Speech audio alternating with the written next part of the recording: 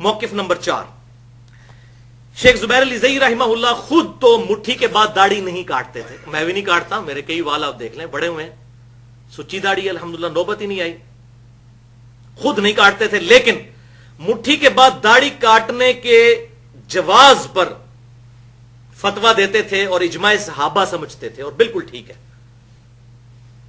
کیونکہ دو ہی صحابی ہیں داڑھی بڑھانے کی روایت کرنے والے، سیدنا عبداللہ ابن عمر اور سیدنا ابو ہریرہ رضی اللہ تعالیٰ عنہما، اور دونوں مٹھی کے بعد داڑھی کاٹا کرتے تھے. اور یہ پیٹ اصول ہے محدثین کا کہ راوی حدیث اپنی حدیث کو سب سے بہتر سمجھتا ہے.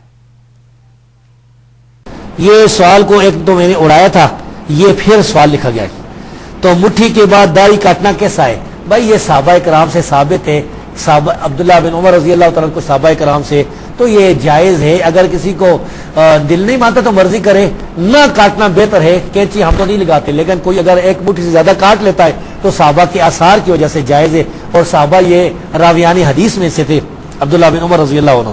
اور یہاں پر دو موقف ہیں. ایک موقف ہے کہ کینچی لگانا حرام ہے، یہ ہندوستان کے اس 100 سال 14ویں صدی کے علماء نے یہ مسئلہ بنایا ہے، یہ پہلے کوئی مسئلہ نہیں تھا. ایک مسئلہ یہ ہے کہ ایک مٹھی سے زیادہ کاٹنا واجب ہے، یہ مسئلہ شیخ البانی نے بنایا ہے، یہ پہلے بھی کوئی نہیں. یہ دونوں مسئلے غلط ہیں، شیخ البانی کا بھی اور یہ ہمارے کچھ استادوں کا بھی. صحیح مسئلہ یہ ہے کہ جائز ہے کوئی کاٹ لیتا ہے ایک مٹھی سے زیادہ، اور نہ کاٹے یہ بہتر ہے. اور اگر وہ تھوڑی تھوڑی اس کی ہے تو بھی فاسق ہے. اگر ایک مٹھی سے زیادہ کٹاتا ہے تو پھر نماز ہو جاتی ہے. یہ مسئلہ اجتہادی ہے، صحابہ کرام ثابت ہے، فاسق فاجر نہیں ہوتا. صحابہ سے ثابت ہے، ہاں صحابہ کرام سے ثابت ہے، تابعین سے بھی ثابت ہے، اور بغیر اختلاف کے ثابت ہے. کسی ایک نے انکار نہیں کیا. میں کہتا ہوں اجماع ہے، یہ اجماع ہے. اس بارے میں یہ دو موقف غلط ہے. ایک ہمارے استاد جو ہے نا، میرے کئی استاد ارے حدیث علماء جو کہتے ہیں داڑھی کو کینچی لگانا حرام ہے، یہ بھی غلط ہے. اور شیخ البانی جو کہتے ہیں کہ ایک مٹھی سے کاٹنا واجب ہے، ضروری ہے. یہ دونوں غلط ہے. بہتر یہ کینچی نہ لگائے، اگر کوئی لگا لیتا ہے ایک مٹھی سے زیادہ تو جائز ہے. تو شیخ صاحب قائل تھے اس بات کے، اگرچہ وہ ایک بات کہتے تھے کہ مٹھی کے بعد داڑھی نہ کاٹنا افضل ہے، خود نہیں وہ کاٹتے تھے، میں بھی نہیں کاٹتا، بل اس معاملے میں مجھے ان سے اختلاف ہے. میں یہ کہتا ہوں جو یہ سمجھتا ہے کہ نبی صلی اللہ علیہ وسلم نے نہیں کاٹی اس لیے میں نہیں کاٹتا، اس کے لیے وہ افضل ہے. اور جو یہ سمجھتا ہے، جو میں نے ثابت کیا ہے پوری گفتگو میں، کہ عبداللہ بن عمر اس لیے داڑھی مٹھی کے بعد کاٹتے تھے کہ نبی صلی اللہ علیہ وسلم کی قدرتاً ہی مٹھی داڑھی تھی، سینے کے ابتدائی حصے تک، نہر تک تھی.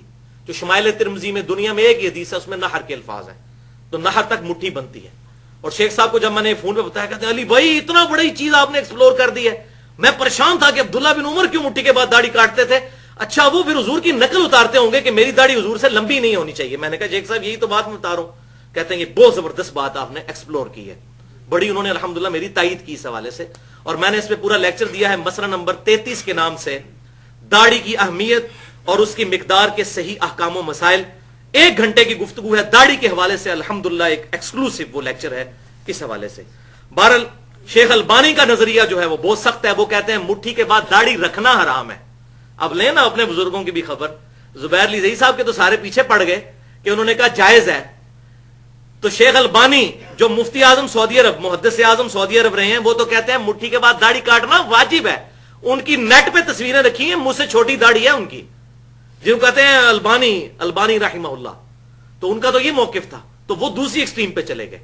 تو درمیان کا راستہ وہی ہے جو شیخ صاحب نے الحمدللہ اس حوالے سے اختیار کیا.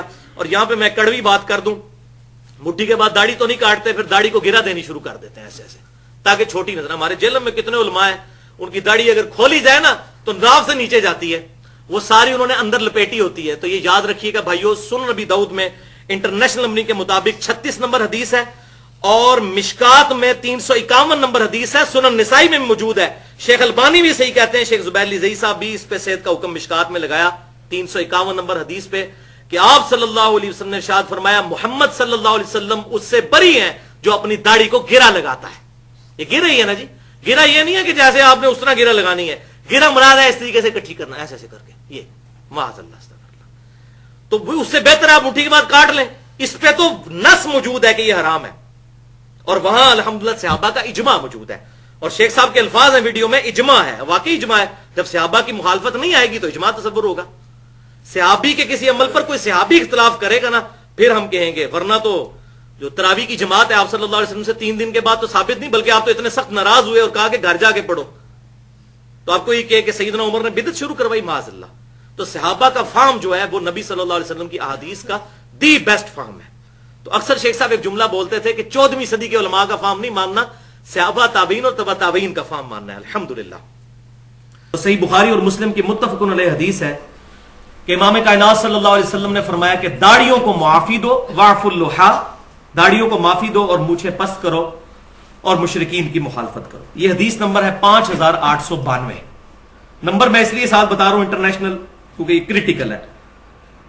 اس کے ساتھ ہی اسی سند پہ عبداللہ بن عمر رضی اللہ تعالیٰ عنہ کا عمل بھی لکھا ہوا ہے. یہ تعلیقاً نہیں ہے، سند کے ساتھ ہے کہ عبداللہ بن عمر رضی اللہ تعالیٰ عنہ حج اور عمرے کے موقع پر اعلانیہ پبلکلی، حج اور عمرے پہ تو سارے اکٹھے ہوئے ہوتے ہیں نا، اور مجھے تو خوشی ہے کہ حج عمرے پہ یہ کام کرتے تھے تاکہ کوئی چھپ کے کیا ہے تو پتہ ہی نہیں چلا. حج عمرے پہ کرتے تھے، 40,000 صحابہ زندہ تھے، کسی نے نہیں ان پہ بدعت کا فتویٰ لگایا، ورنہ ہماری کتابوں میں آ گیا ہوتا. حج اور عمرے کے موقع پر وہ مٹھی کے بعد داڑھی یوں مٹھی پکڑتے داڑھی کی اور مٹھی کے بعد داڑھی کاٹ دیتے. آپ یہ نہ سمجھے میں کاٹتا ہوں، الحمدللہ میری سچی داڑھی ہے، مجھے ضرورت ہی نہیں کاٹنے کی. 34 سال کی عمر میں بھی داڑھی اتنی ہے کہ سچی داڑھی الحمدللہ. بال جو ہیں وہ مٹھی سے بڑے ہوئے ہیں، یہ دیکھ لیں کتنے بڑے ہوئے ہیں، لیکن ضرورت نہیں پڑتی کاٹنے کی. اگر کوئی ایسی داڑھی ہو کہ جس کو دیکھ کے لوگ گھن کھائیں تو اس میں تو میں ضرور کاٹتا، پھر اس کو سنت کے مطابق کرتا، تاکہ داڑھی کی عظمت لوگوں کے دلوں میں یہ نہیں ہے کہ ایک پوچھل یہاں سے لٹکی ہوئی ہے اور پاکی پلیتی کا دھیان کرنا بھی مشکل ہو گیا. یہ داڑھی سے نفرت دلانے والی بات ہے، یہ صرف بے سمجھی ہے. وہ آگے آ جائیں گی حدیثیں. آج تو میں یہ بھی کلیئر کروں گا کہ حضور کی اپنی داڑھی کتنی تھی. جو جھوٹ بولا جاتا ہے کہ جی سینہ تک بڑھتی تھی، وہ بھی آج آ جائے گا انشاءاللہ تعالی. تو حج اور عمرے کے موقع پر وہ یہ کام کرتے تھے، کاٹ دیتے تھے. اور مٹھی یہ ہوگی، یہ بات جدید مولویوں نے کہا جی مٹھی یہ ہے. یہ مٹھی بھائی میرے، یہ مٹھی بہت بعد میں آئی ہے، ایسے 200-250 سال پہلے کہ 2 مٹھیاں جوڑی جائیں تو 1 فٹ بنتا ہے. یہ ڈکشنری کی مٹھی بعد میں آئی ہے. یہ صحابہ کے فرشتوں کو بھی پتا ہے کہ یہ مٹھی بعد میں کسی نے بنانی ہے. یہ مٹھی نہیں ہے. مٹھی میں داڑھی پکڑتے ہیں، جب پکڑنا ہے تو ایسے کر کے پکڑنا ہے، یوں یہ پکڑنا ہے، یہ پکڑ کے وہ کاٹا کرتے تھے. یہ صحیح بخاری میں موجود ہے حج اور عمرے کے موقع. اب ہم فنیٹک بھی نہیں ہیں. ایک ضعیف حدیث موجود ہے جامعہ ترمذی میں کہ نبی صلی اللہ علیہ وسلم اپنے طول سے داڑھی کو کاٹتے تھے اور عرض سے بھی کاٹ کے داڑھی کو چھوٹا کیا کرتے تھے. لیکن حدیث ضعیف ہے، ترمذی میں. اس میں عمر بن ہارون متروک ضعیف راوی ہے، اس کی حدیثیں ترک کی گئی ہیں، ضعیف روایت ہے، وہ ہم پیش نہیں کر رہے. اس حدیث کے اوپر 2 اعتراض ہوتے ہیں علمی. ایک علمی ہے اور ایک غیر علمی جاہلانہ اعتراض ہے. میں دونوں اعتراض بیان کر کے ان کو انشاءاللہ تعالی کنکلوڈ کرتا ہوں. پہلا اعتراض جو علمی کیا جاتا ہے وہ یہ ہے کہ جی حج اور عمرے پہ یہ کرتے تھے نا، عام دنوں میں تو نہیں کرتے تھے. اچھا، حج اور عمرے پر کرنا ان کا اعلانیہ ہے، اور آپ تو داڑھی کاٹنے کو، کینچی لگانے کو کہتے ہیں حرام. حج عمرے پہ تو اس سے بڑا حرام ہوگا. کیوں کاٹتے تھے وہ؟ تو کیا آپ حج عمرے پہ قائل ہیں؟ تو کہیں گے نہیں، تو پھر آپ تو دلیل ہی نہیں پیش کر سکتے. تو حج اور عمرے پر کاٹتے تھے تو یہ بھی آپ کی غلط فہمی ہے. آپ سے مراد وہ لوگ جن کو یہ غلط فہمی. عبداللہ بن عمر رضی اللہ تعالی عنہما، عبداللہ بن عباس رضی اللہ تعالی عنہما، سیدنا ابو ہریرہ رضی اللہ تعالی عنہ، تینوں چوٹی کے صحابہ مطلقاً داڑھی کاٹا کرتے تھے مٹھی کے بعد. وہ میں آپ ثبوت دینے لگا ہوں. الموطا امام مالک. امام مالک وہ شخصیت جن سے 700 حدیثیں صحیح بخاری میں امام بخاری نے لی ہیں 2 واسطوں سے. الموطا امام مالک میں گولڈن چین کے ساتھ یہ حدیث ہے. گولڈن چین آپ کو پتا ہے نمبر 1 روایت جو امام بخاری فرماتے ہیں کہ امام مالک نے سنا ہو نافع سے، اور نافع نے عبداللہ بن عمر سے، اور عبداللہ بن عمر نے رسول اللہ صلی اللہ علیہ وسلم سے. یہ گولڈن چین ہے. اس روایت کے اوپر الموطا امام مالک میں انٹرنیشنل نمبرنگ کے مطابق 895 نمبر اثر ہے کہ عبداللہ بن عمر رضی اللہ تعالیٰ عنہ نے جس سال حج کرنا ہوتا اس سال پھر رمضان سے لے کر حج تک اپنی داڑھی کے بالوں کو اور سر کے بالوں کو نہیں کاٹتے تھے. کس سال؟ جس سال حج کرنا ہوتا اس سال رمضان سے لے کر حج تک نہ سر کے بال کاٹتے تھے نہ داڑھی کے بال، پھر حج سے فارغ ہو کے کاٹتے تھے. اس سال نہیں کاٹتے تھے، رمضان سے لے کر حج تک، یعنی عام حالت میں کاٹتے تھے. بالکل واضح چیز. تو یہ واضح ثبوت ہے کہ عبداللہ بن عمر رضی اللہ تعالیٰ عنہما صرف اس سال ہی داڑھی کے بال نہیں کاٹتے تھے جس سال حج کرنا ہوتا تھا، وہ بھی رمضان سے لے کے حج تک آگے پیچھے کاٹتے تھے. اس کے بعد امام مالک وہی حدیث لے کے آئے جو صحیح بخاری اور مسلم میں ہے، صحیح بخاری کے اندر، کہ عبداللہ بن عمر رضی اللہ تعالیٰ عنہما حج کے موقع پر مٹھی کے بعد داڑھی کاٹ لیتے تھے. یہ دونوں حدیثیں الحمدللہ امام مالک کٹھی لے کے آئے ہیں، مسئلہ ہی حل کر دیا. جیسا کہ صحیح بخاری میں تو صرف یہی تھا کہ سیدنا عمر رضی اللہ تعالیٰ عنہ نے ابی ابن کعب اور تمیم داری رضی اللہ تعالیٰ عنہما کو حکم دیا تھا کہ وہ رمضان میں لوگوں کو تراویح پڑھائیں. صحیح بخاری میں رکھتے کوئی نہیں ہے اس کے ساتھ. الموطا امام مالک میں یہ روایت لے کے امام مالک نے اگلی روایت پھر لی ہے کہ ان کو حکم دیا کہ 11 رکعتیں پڑھائیں، 8 رکعت تراویح اور 3 وتر. تو یہاں بھی امام مالک نے امت پہ احسان کیا ہے، دونوں چیزیں جمع کر کے مسئلہ ہی حل کر دیا. اور الحمدللہ یہی بات ہے جو سنن نبی داؤد کے اندر انٹرنیشنل نمبرنگ کے مطابق 2357 نمبر حدیث ہے، اکلوتی حدیث ہے رمضان کی دعاؤں پہ. اس کے علاوہ رمضان کی کوئی دعا ثابت نہیں ہے صحیح سند کے ساتھ. یہ اکلوتی حدیث ہے کہ عبداللہ بن عمر رضی اللہ تعالی عنہما رمضان میں جب روزہ افطار کرتے تو پڑھتے ذهب الظمأ وابتلت العروق وثبت الاجر انشاءاللہ. یہ سنی ہوئی ہے نا دعا، شکر ہے. اسی کے آگے اگلی پورشن یہ جو بیان ہی نہیں کیا جاتا. وہ ان کے شاگرد کہتے ہیں کہ عبداللہ بن عمر رضی اللہ تعالیٰ عنہ یہ دعا پڑھتے اور کہتے ہیں نبی صلی اللہ علیہ وسلم یہ دعا پڑھا کرتے تھے کہ پیاس مٹ گئی، رگیں تر ہو گئیں اور ہمارا اللہ کے حضور اجر پکا ہو گیا. اور پھر ساتھ ہی وہ راوی کہتے ہیں کہ ایک یہ کام میں نے عبداللہ بن عمر کو کرتے ہوئے دیکھا اور دوسرا میں نے یہ دیکھا کہ عبداللہ بن عمر مٹھی کے بعد داڑھی کاٹ دیا کرتے تھے. اس میں حج عمرے کا ذکر نہیں ہے، مٹھی کے بعد داڑھی کاٹ دیا کرتے تھے. یعنی انہوں نے کہا کہ میں نے یہ دو عمل عبداللہ بن عمر کو کرتے ہوئے دیکھے ہیں، ایک یہ دعا پڑھتے ہوئے. اب کوئی اس حدیث کو ضعیف کرنے کی کوشش کرے نا، دعا ہی فارغ ہو جائے گی، وہ کہیں نہیں کرے گا. شیخ البانی بھی صحیح کہتے ہیں، شیخ زبیر علی زئی صاحب بھی صحیح کہتے ہیں. دنیا کا کوئی محدث جرت ہی نہیں کر سکتا اس حدیث کو ضعیف کہنے کی. الحمدللہ یہ والا مسئلہ بھی کلیئر ہو گیا. بلکہ شیخ زبیر علی زئی صاحب کی تو ویڈیوز انٹرنیٹ پہ پڑی ہوئی ہیں، انہوں نے تو بالکل صحیح بات، ننگی بات کر دی ہے کہ صحابہ کا اجماع ہے کہ مٹھی کے بعد داڑھی کاٹنا جائز ہے. اجماع انہوں نے لفظ استعمال کیا، واقعی اجماع ہے. مخالفت پہ کوئی بات ہی نہیں ملتی. جب مخالفت نہیں ہوگی تو اجماع تصور ہوگا. تو دوسرا اعتراض ہے غیر علمی اور جاہلانہ اعتراض. اب چونکہ وہ اعتراض ہے، اب کیا کریں؟ اعتراض کو تو پھر دور کرنا ہے کہ جی یہ تو عبداللہ بن عمر کا ذاتی عمل ہے، یہ معاذ اللہ عبداللہ بن عمر نے بعد میں حضور کے یہ بدعت کر دی. نبی صلی اللہ علیہ وسلم تو ثابت تو نہیں ہے. ہم نے تو دیکھنا ہے نبی صلی اللہ علیہ وسلم نے کیا کیا. عبداللہ بن عمر نے ان کے اگر خلاف کیا ہے تو یہ خلاف کا ڈیسیژن آپ کریں گے؟ پورے 1400 سال میں، یہ 14ویں صدی کے مولویوں سے پہلے کسی محدث نے کہا کہ عبداللہ بن عمر نے خلاف سنت کام کیا. چیلنج ہے میرا، پیش کریں. حدیث کے بڑے بڑے امام گزرے ہیں، وہ تو اس کو فہم سمجھتے ہیں عبداللہ بن عمر کا، کہ انہوں نے تو صحیح فہم استعمال کیا کہ عبداللہ بن عمر رضی اللہ تعالیٰ عنہ صحابی ہیں، ان کا عمل بھی ہمارے لیے حجت ہے. ہاں اگر ان کا عمل نبی صلی اللہ علیہ وسلم سے ٹکرائے گا اور باقی صحابہ بھی یہ بات کہہ دیں گے کہ یہ عمل ان کے خلاف ہے تب ہوگا، ورنہ آ جائے پھر میدان میں. پھکی بھی لے لیں. اس کا جواب میں نے پھر دینا دو پھکیوں کے ذریعے. پہلی پھکی یہ ہے کہ نبی صلی اللہ علیہ وسلم نے کتنے دن تراویح جماعت سے پڑھی ہے؟ 3 دن. صحیح بخاری اور مسلم میں تمام ذخیرہ حدیث میں موجود ہے. اب جو چوتھے دن پڑھے گا وہ نبی صلی اللہ علیہ وسلم کی سنت پہ تو عمل نہیں کر رہا. لہٰذا سعودی عرب میں، مکہ مدینہ میں بھی یہ 3 دن کے بعد تراویحیں ختم کروائی جائیں، پاکستان میں بھی ختم کروا دی جائیں، کیونکہ نبی صلی اللہ علیہ وسلم تو ثابت نہیں ہے.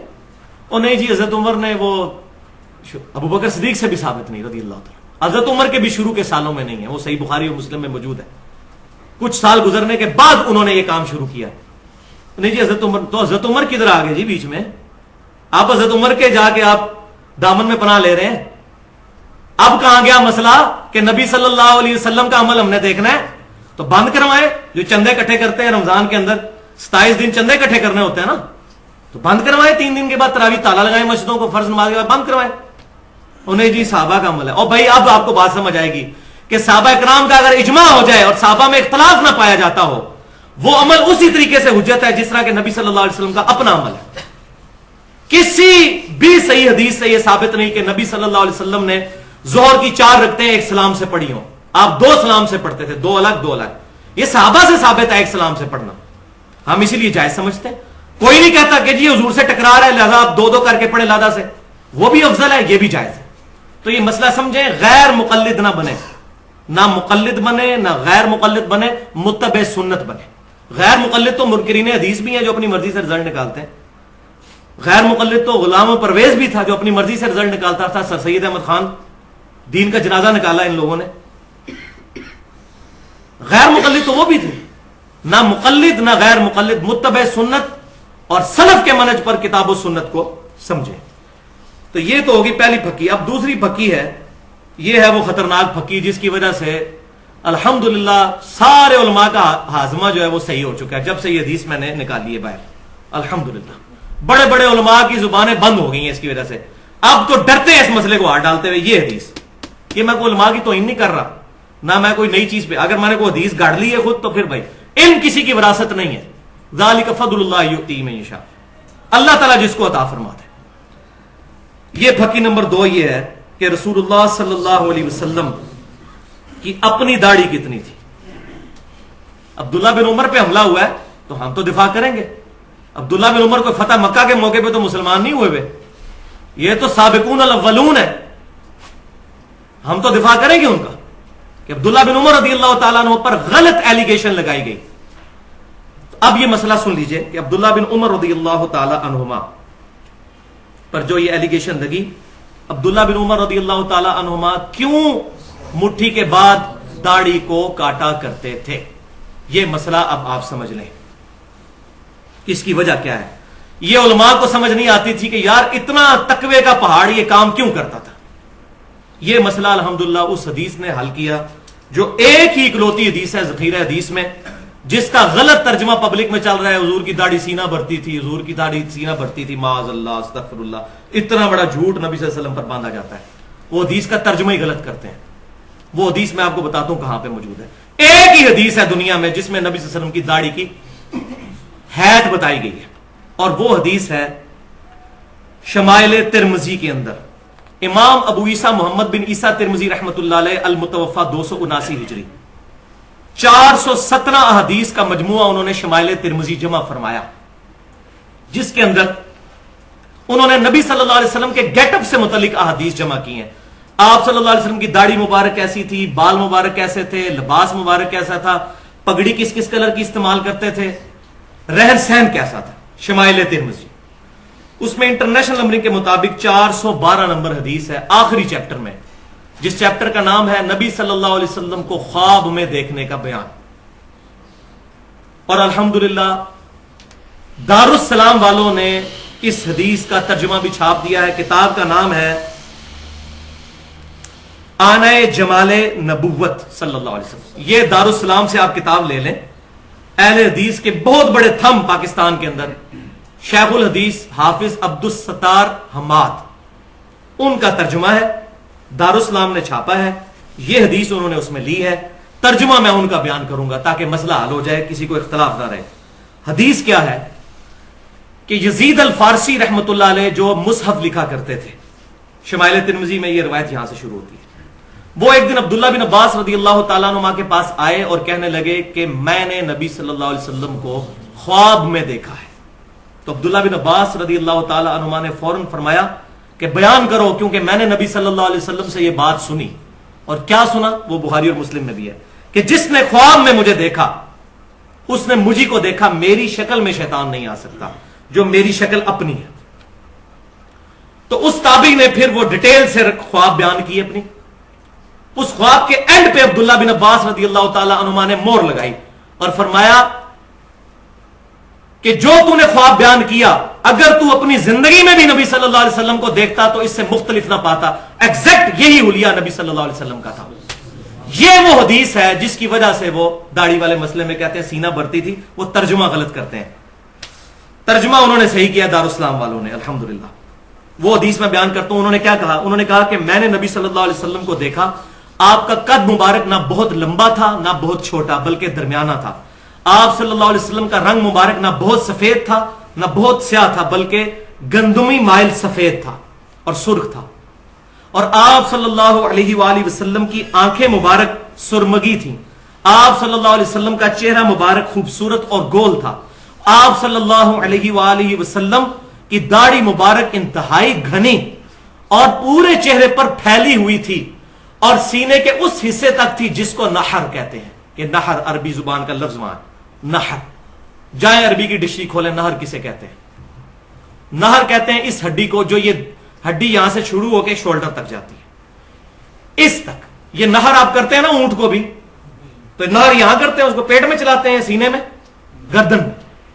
گردن کا وہ حصہ جو سینے سے ملا ہوتا ہے اس کو عربی زبان میں نحر کہتے ہیں. نحر یعنی نبی صلی اللہ علیہ وسلم کی داڑھی یہاں تک تھی, سینے پر تھی, اس حصے تک جس کو نہر کہتے ہیں. میری بھی تقریباً ادھر تک پہنچ چکی ہے نہر. یہ نرم حصہ جہاں سے ختم ہوتا ہے اور یہ ہڈی شروع ہوتی ہے, یہ نہر.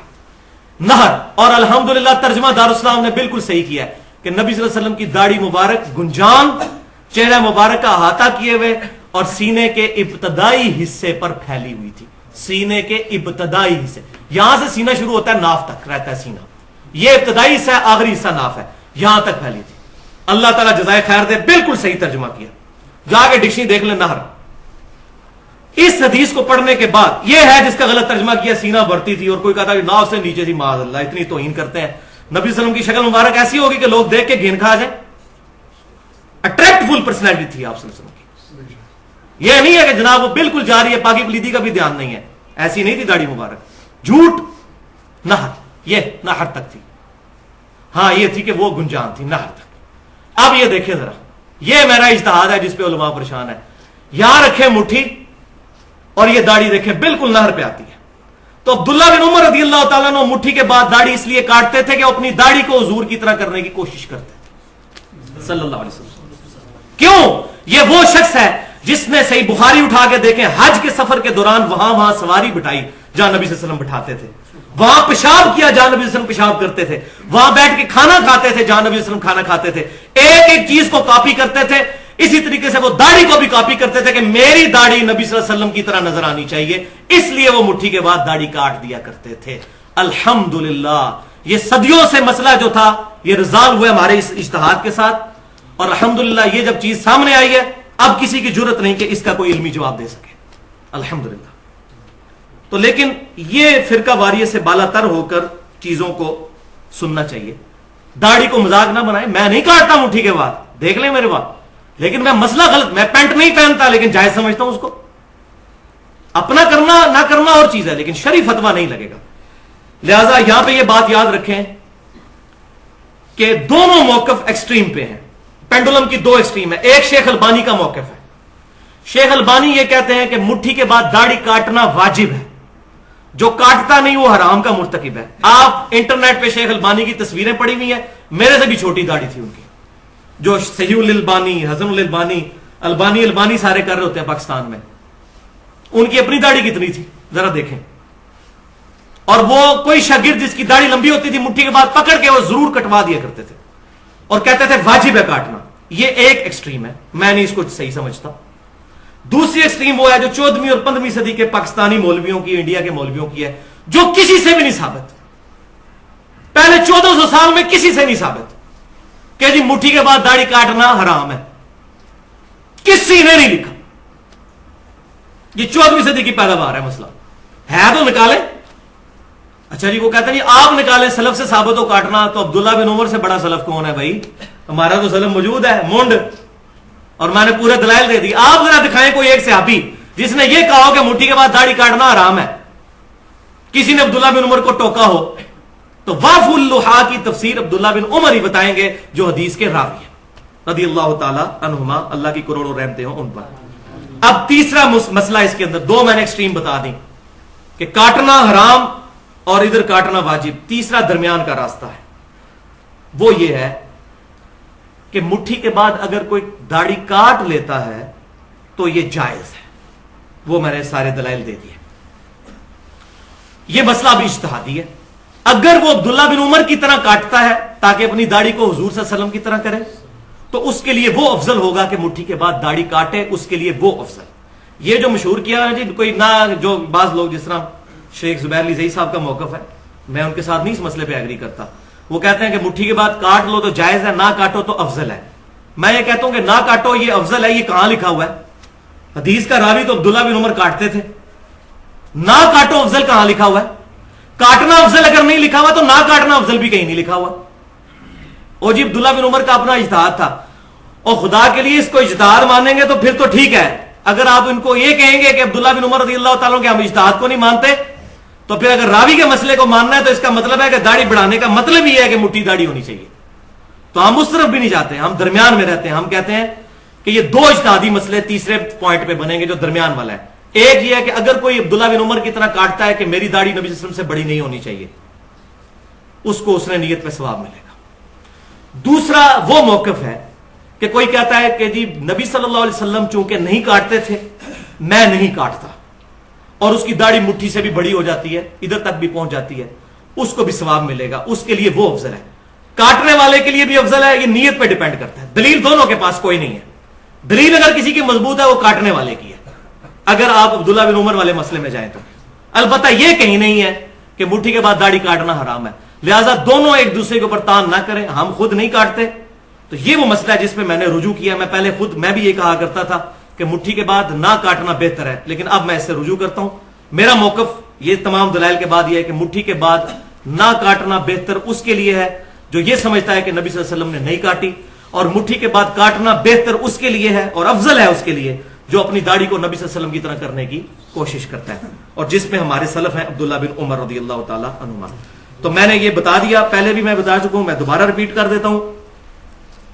इसमें कड़वी गोली इसी कॉन्टेक्स्ट में वो ये है कि जो लोग मुट्ठी के बाद दाढ़ी नहीं काटते, शैतान ने उनको ऐसे अपने हत्थे चढ़ाया है कि वो मुस्तहब से करने के चक्कर में हराम के मुर्तकिब हो जाते हैं।